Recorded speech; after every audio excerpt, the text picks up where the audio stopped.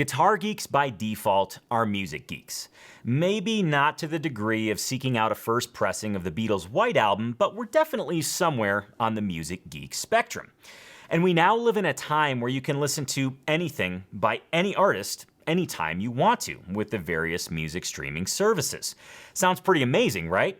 Well, there's a dark side to music streaming as well. And on today's show, I'm going to state my case against digital music streaming. Hey TAC family, welcome to episode 214 of the Acoustic Tuesday show. This show's all about bringing fun, focus, and progress to your guitar journey through my weekly Guitar Geek list, plus success stories from your fellow TAC family members.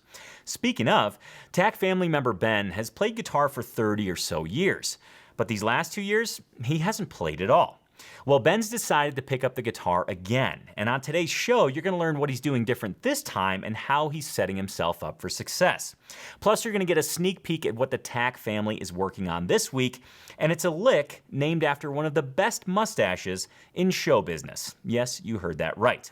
You're also going to get your weekly dose of acoustic news you can use, which includes an important update from Heartbreaker Guitars, an extension of the celebration of one of my favorite holidays, and 3 news stories that will warm your heart and remind you of how significant the guitar is in your life.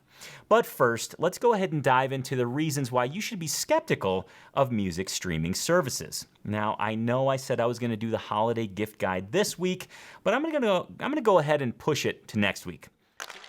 Now, since I do have 5 reasons, and since this is the Acoustic Tuesday show, I've got to do a countdown. I must do a countdown, so let's go ahead and dig in. Reason number 5 against music streaming services is the paradox of choice. Since you can listen to any artist, any album, anytime and anywhere you want to, it's very difficult to choose one. By paying, $10, $15 a month, you essentially own all the music. All of it. So how do you make a choice? It's really difficult. I can't tell you how many times I've sat at the kitchen table in the morning trying to pick out an album and literally wasted like a half hour trying to find the perfect album because I had so many choices. This is a direct parallel to playing guitar. When you go online and try and look for something to play, you have infinite choices. It's really difficult to choose one thing. And when you do choose one thing, you think, oh, is this the right thing? Should I have chosen something else? The same exact thing happens with digital music. Reason number 4 against music streaming services is that you have no commitment or investment in the album. When you purchase physical music, be it a record, a tape, a CD, an 8-track, you actually are investing in the album, and you listen to it under different circumstances. You go through every song, listening with a rather critical ear, because you've invested in the album. And I can't tell you how many albums that I've purchased that I thought, gosh, I'm not really jiving with this first song. I may as well go to the next one and see if I like it, since I do own the album. Now, on the contrary, with streaming services, you have no commitment. You have no investment. If that album doesn't catch your attention in the first 15 seconds, you can very happily move on to the next album and never even listen to the rest of the songs on that initial album. It's kind of a bummer, and you might be missing out on pure gold. Sometimes, because I've purchased an album, I listen to it 1, 2, 3, 10 times through, and I discover things that I otherwise wouldn't. The third anti-music streaming reason is that the joy and mystery of the search is gone. It used to be that you could go to a music store and ask whomever was working behind the counter. You could say, hey, I dig blues, I dig finger picking, I really like Robert Johnson, I like Booker White. Do you have any other artists that I might really be into? And they'd go ahead and show you a whole stack of albums, and you might discover something brand new that you had never seen before, that you had never heard before. You could buy that album, you could take a risk, you could bring it home, you could drop the needle, and just be whisked away for 45 minutes in pure discovery of new music. It's not all that magical anymore. You simply get fed artists that you might like on whatever streaming platform that you're signed up for. I'm not saying this is a bad thing, because I've discovered plenty of new artists because Spotify had fed it to me through a playlist. I'm appreciative of that. But what I'm missing is that magic of discovery that seems to be gone. You used to have these wonderful word of mouth recommendations that really aren't there anymore. you can sit alone in your house and discover new music. And again, while that is a positive of music streaming, I also think it's a negative because there was just something mysterious and magical about that search, wondering if you were going to find something cool. And when you did find something cool, it was a momentous occasion. And I guarantee you, if you found something cool to listen to in that old way, walking into a record store, you probably remember the exact album, you probably remember exactly where you were at that time, and you probably remember exactly where you were when you listened to that album for the first time. To me, that's nostalgia, and that's something that's missing from music streaming services. The second reason I have for you is a doozy, and it's one that I think you'll resonate with. The art of the album is extinct. It's no longer about an entire album, an entire collection of songs. It's about single songs. It's about releasing a single so frequently that you forget that they were supposed to be on an album in the first place. Now, I really enjoy the album as a whole. And when I'm talking about the art of the album, I'm talking about the entire package. What's on the cover? What's on the inside when you open it? What's on the back? The liner notes. Everything about the album, everything about the physical album is incredible. Before you even drop the needle on a record, you're just immersing yourself in an experience. You might love the album artwork, the cover. It might be one of your favorite pieces of art ever. You might love the liner notes, the way they're written, the lyrics that are right there in front of you. With digital music, that's not the case. Yeah, you get a cool thumbnail on your phone or on your computer, but that's about it. If you want to get the liner notes, you got to dig a little bit deeper. It's not there for you. And don't even get me started on the song order of an album. You know, I always felt that there was so much thought and care into organizing the songs of an album so that it gave you this wonderful journey. I feel like the art of that is lost now because everybody's just releasing single after single and nobody really listens to a full album anymore. Well, I do, and chances are you do as well. And if you don't, it's okay. I'm not judging you. I just encourage you to do that because there's nothing like going on a journey for, again, 45 minutes to an hour, song to song, knowing that you're walking the steps that the artist laid out for you. It's so cool. And again, I feel like with music streaming services, that is nearly extinct. The final reason I have for you as to why music streaming services aren't doing you any favors is that they don't compensate the artist fairly. Now you might be thinking, Tone, I just listen to the music. That doesn't really affect me all that much. It actually does. Let me explain. When an artist's song gets played on a streaming service, they get compensated in the fractions of a penny. And even if you get played thousands of times, millions of times, that doesn't amount to all that much. I know from personal experience, and I've talked to many artists who have the same kind of thorn in their side. They love the exposure that the streaming provides. However, it's not really financially viable. And you might be thinking, well, that's not really my problem. Again, I just listen to the music. Well, let me paint this picture for you. It actually is your problem. It's all of our problems as music appreciators, fans, music geeks, guitar geeks. We want to see the artists that we love continue to make music because we love them as artists and we love their music. It means something to us. But when they can't continue to make music because music is their livelihood and they're not being compensated correctly or fairly, then they can't pursue music as their livelihood and thus ends their music career or their creation of new music. So yeah, it kind of puts us listeners in a bit of a bind, us fans in a bit of a bind because, well, while we like listening to their music, when we listen to it on a streaming service, it's not really doing them any favors. I'm not saying it's doing them nothing. It's doing them fractions of a penny. And I'm not even equating this directly to money. I'm equating this to an artist being able to continue to create because it's their livelihood. So how can we fix this? This is actually something we can fix. We can actually fix a lot of these by going to your local record store, talking to other music and guitar geeks about new music. We can actually rekindle this nostalgia of physical music. But to remedy this very thing of the artist not being compensated fairly, we can purchase their music. Now, I'm not saying don't listen to it on streaming services, but if you find yourself listening to the same album time and time again, put some money behind it. Find the artist's website and buy it directly from them. Even if you never listen to that physical copy, you're saying, hey, I believe in you. I want you to continue to create. Now, you might not have ever looked at purchasing an album that way, but I encourage you to do so. And I encourage you to look at it as an investment in the artist, a proclamation of your fanhood of the artist, if that's even a word. In all seriousness, if you like something, if you like an artist, do your best to support them, whether that's buying merch, purchasing albums, or spreading the word about them so other people can discover them as well. Don't just send them a playlist. Talk to them and say, hey, you should check this artist out. So there you have it. My 5 reasons against music streaming services. No, music streaming services are not the devil, but I don't necessarily think they're the best thing that have ever happened to the music industry. With all that being said, I've stated my case. I want you to state yours. In the comments below, let me know what you love about music streaming. Let me know what you hate about music streaming. Go ahead and state your case right there in the comments below. It's now time for the Tuesday TAC Guitar Lick Challenge. And the lick on deck for you today is a lick by the name of Burt Reynolds. And it has to do with the banjo. I know it's a stretch, but I promise you Burt Reynolds, the banjo, and guitar are all connected in today's guitar lick.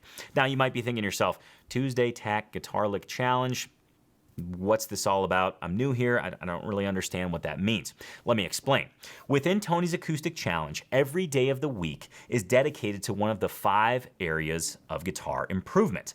On Mondays, we work on a technique challenge. Tuesdays is a guitar lick challenge. Wednesdays is an improvisation challenge. Thursdays is a rhythm guitar challenge, and Fridays is a chord transition challenge. Today is Tuesday. Today, the TAC family is working on a guitar lick. Well, and I wanted to give you a sneak peek as to what they're working on and give you a little bit more information around the lick in general. So without further ado, let me introduce you to the guitar lick named Burt Reynolds. All of the challenges this week within Tony's Acoustic Challenge are dedicated to impressive mustaches. Yes, you've got Burt Reynolds, you've got Groucho Marx, and you've got... oh, shoot, I forgot the third one. TAC fam, if you log in, you'll be able to see it. But yes, this entire week is dedicated to impressive mustaches. And what does that have to do with music? Well, you've got impressive mustaches over here, and I always have thought that it's impressive to bust out banjo techniques on the guitar. And that's the underlying musical theme this week within Tony's Acoustic Challenge.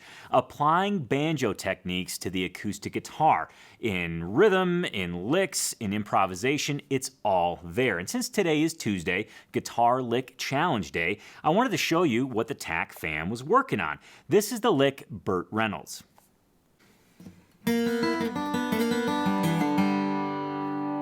Now, a couple of things before we get started. First, you'll notice I have finger picks on today because if we're doing banjo techniques, I thought, well, I should wear finger picks to bring out as much banjo out of the guitar as I can. The second thing, this lick is performed in open G tuning. This lick is performed in open G tuning. Yeah, I said that right. I thought I goofed up my words. So let me quickly go over that tuning with you. You'll drop your low E string to a D. Your A string will go down to a G. Your D string stays the same. The G string stays the same. The B string stays the same. The high E goes down to a D. So there you have a nice open G major chord, or rather a G major chord when you strike the open strings. Now, for those of you who want to learn this lick note for note, just the way that I play it, TAC fam, all you have to do is sign in. It's waiting for you right there on your home page. Click Start Challenge. You'll go right to the teaching video. Then once you get it under your fingers, you can move on to the play along video. Go ahead and pick a speed that's comfortable for you and make sure to pop open that tab in a separate window. Just click the tab icon in the lower right-hand corner, and this way you can play exactly what I'm playing. Okay, so this lick, what's it good for? Is this just kind of a party trick? No, it's not just a party trick, although I guess it could qualify as that.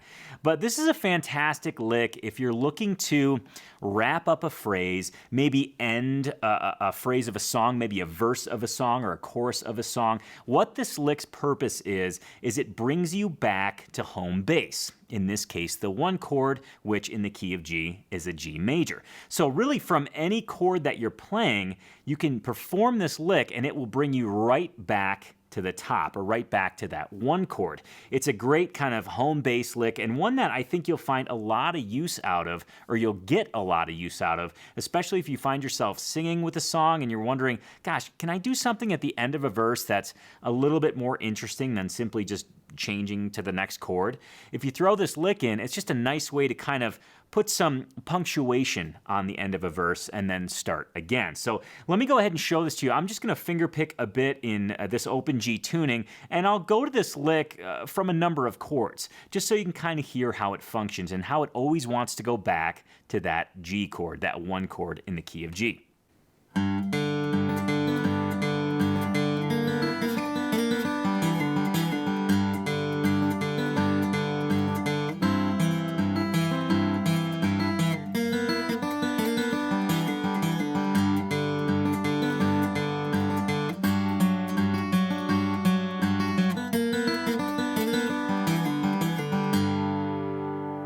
So yeah, this lick really does work well. Again, kind of as a turnaround, as a phrase ender. That could be a vocal phrase, or that could be a phrase that you're actually playing on the guitar. I hope you dig this, and I hope you find exploring within the open G major tuning extremely fun. As I've said in past episodes, open tunings really do a wonderful job of dictating what sounds good and what doesn't. You can really freely explore open tunings, even if you don't know much about the tuning, just by playing one single string and seeing what sounds good to your ear. Okay, before we get back to the show, I want to talk a little bit about showing up. Showing up to play guitar. Showing up to play guitar undistracted. Distraction is the number one enemy to all guitar players. So when you show up to play guitar for your minimum of 10 minutes, do so undistracted. Close all the extra tabs on your browser. Don't have Facebook open and YouTube open and Tony's Acoustic Challenge open or some other learning site. Don't have everything open all at once. Focus your efforts on what you're doing. You don't need that other stuff. It's just a distraction. If you're able to, put your phone in airplane mode or set it outside your guitar room. Get all of your distractions away. Tell the family, hey, I'm going into the guitar den for 10 minutes. After my 10 minutes is up, I'll come out. I'll watch a movie with you, etc.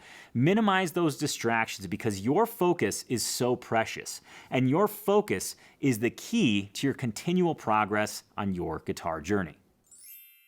Since you just saw what guitar lick the TAC family is working on, I figured it'd be a great time to shine the spotlight on TAC family member Ben. Ben has played guitar for over 30 years. But these last 2 years, he didn't play at all. But he's jumping back in, and he's committed to consistency. Here's what Ben had to say about his guitar routine. How do you like the TAC living room? I'm just curious. I like it a lot. It's comfortable. Good. Looks like you got some nice speakers back there. I know. Ben, what's your goal over the next 90 days, and what's the routine that's going to help you get there? My goal is similar to Mike's, just being consistent. I've played guitar for maybe 30 years, but got away from playing it the last 2 years, trying to get back, and I've discovered I've got a lot of bad habits and things. So I've just made the goal simply to 5 days a week, practice for 10 minutes to 30 minutes at about 4:30 in the afternoon, because that's after work and before dinner, and do the TAC challenge each day. Nice. And then on the weekends, I'll save that for learning a song or just playing songs that I enjoy or something like that, or maybe learning a scale or two. How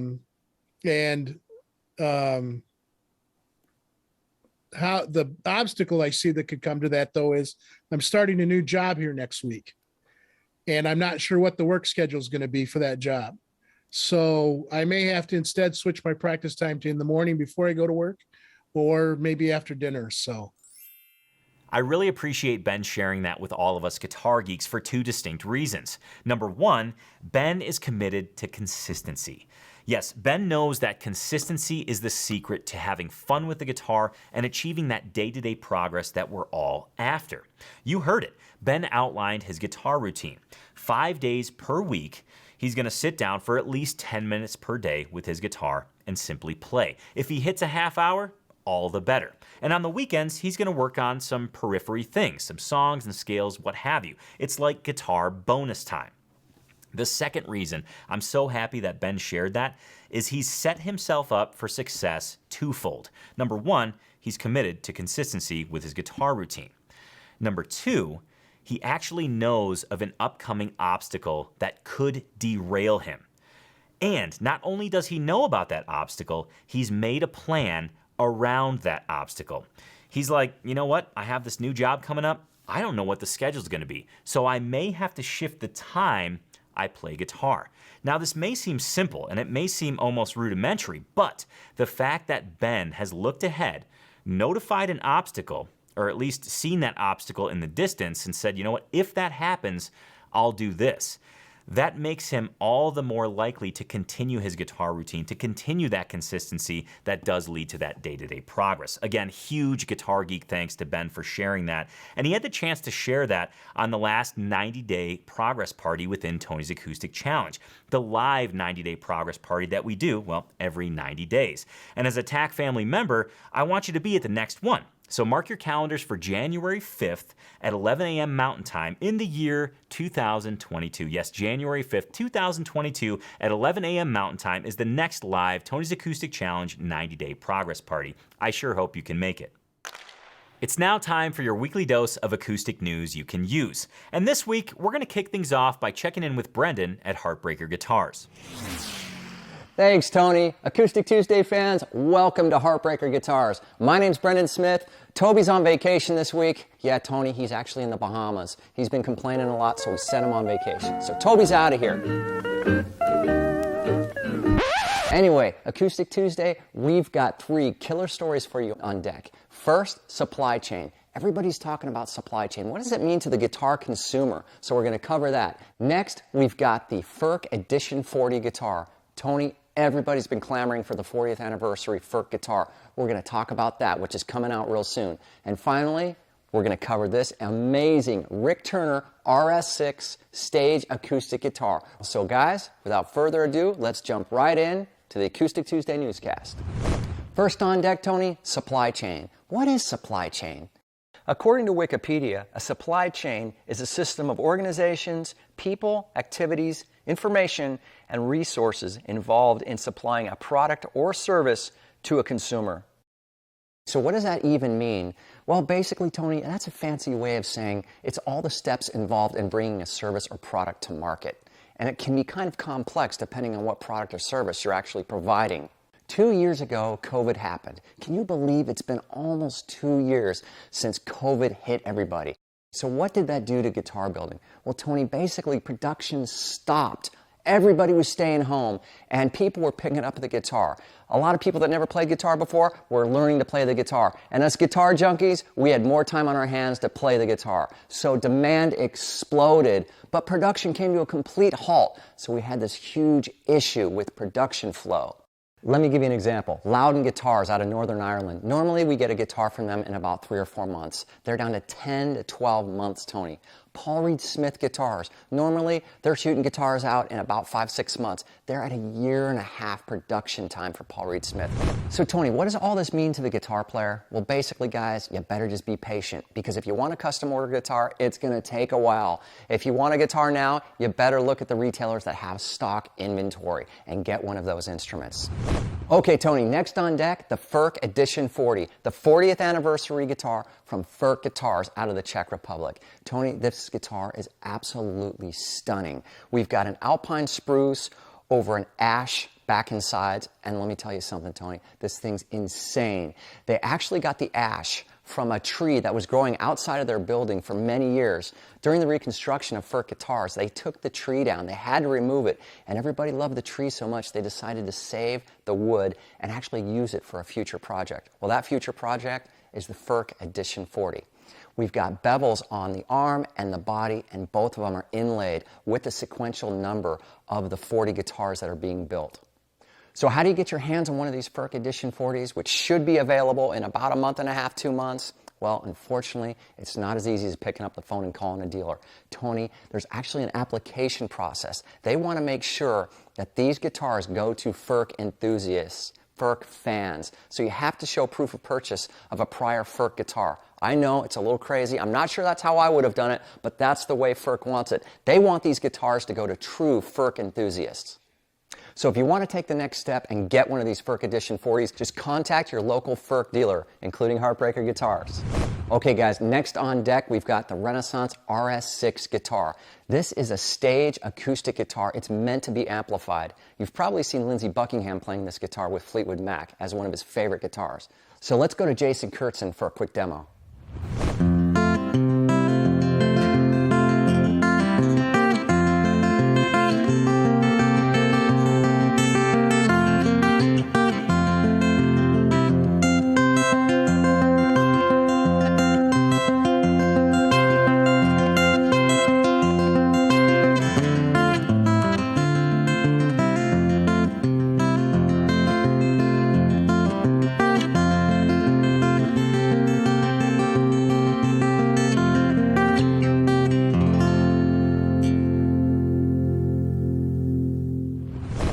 This particular RS6 is the California series, which has curly redwood and black acacia back and sides.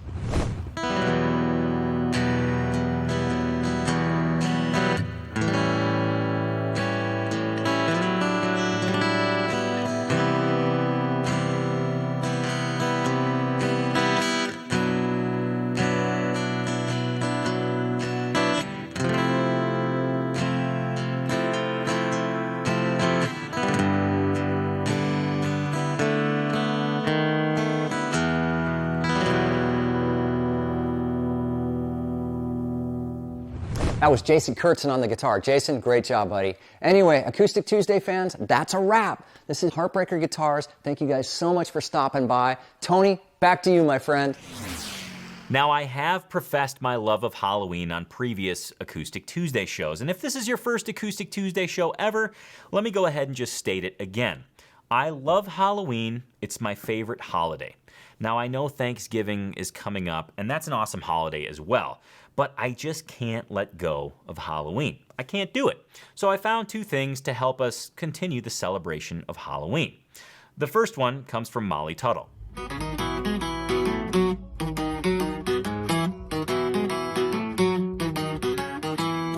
Adam's Family on a 12-string. Molly, you're the best. You're simply the best.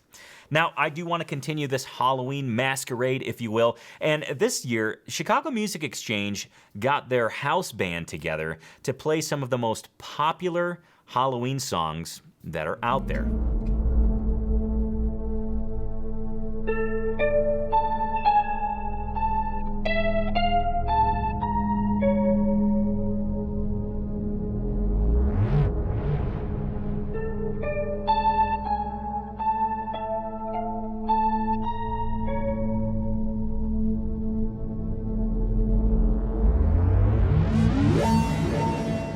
I've got 3 more news nuggets for you, and they're all actually connected.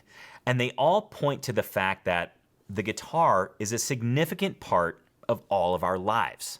And the guitar plays such an important role. It can be a best friend. It can be something that sets you free creatively. It can be something that provides solace in the darkest of times. The first news nugget is something that I found on Instagram, and it's simply Marcus King posing with his first guitar. And now let me go ahead and read that post for you. Spending time with my first guitar, now my nephew's first guitar. My dad gave this to me when I was about 3 or 4 years old. I believe Secret Agent Man and Louie Louie were the first 2 songs I learned on this old gal. I just love that. Now, if you're not familiar with Marcus King, you gotta check him out. Not necessarily in the acoustic realm, however, he's an artist you need to know. He's simply incredible. He's an incredible vocalist, he's an incredible songwriter, and he is an absolutely incredible guitar player. Now, the next news nugget I have for you involves Billy Strings, and they're connected in 2 distinct ways. Marcus King played with Billy Strings at Carter Vintage Guitars. Here's a quick clip of that.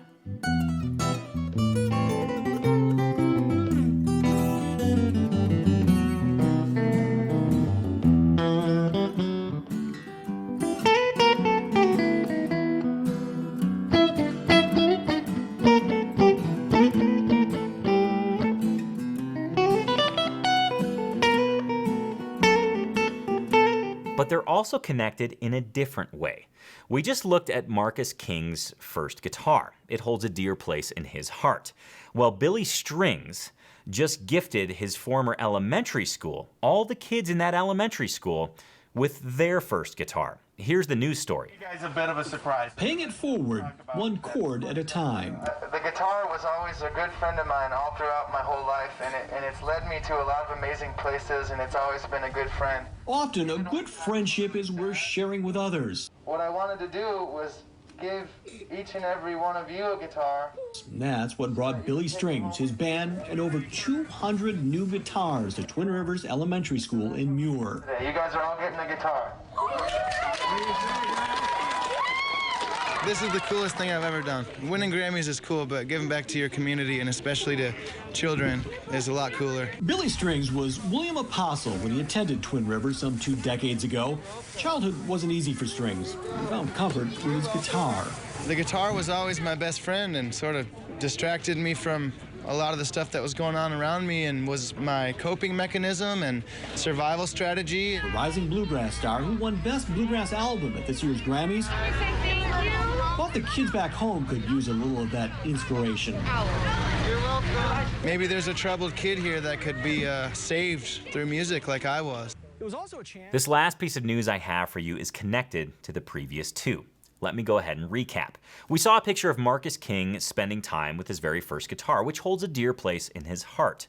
Billy Strings' first guitar held a dear place in his heart, so he gifted 200 students from his former elementary school with their first guitar. And in that news story, Billy Strings said, you know what? The guitar has always been there for me. It's a lifelong friend.